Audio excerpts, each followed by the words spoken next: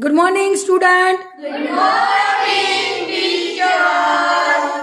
Today we will know about flood, fire, and earthquake. Start first. Run into an open ground. Earthquake. Very good. Next. Stay in trees or on roofs or on higher area. Higher area. Higher area. Which one? Flood. Very good. Third.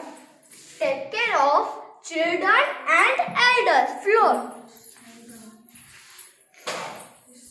Very good. Next. Throw water, dry sand or dry dust. Fire. Next. Do not stand under trees or electric poles. Earthquake.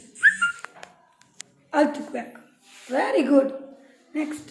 Call the fire Brigade. brigade. Fire. Okay, fire. Next.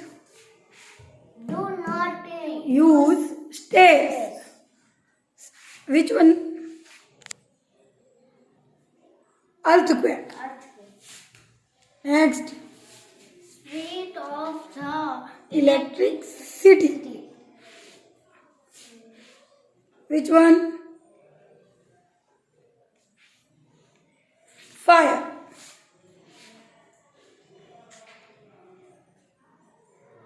Very good.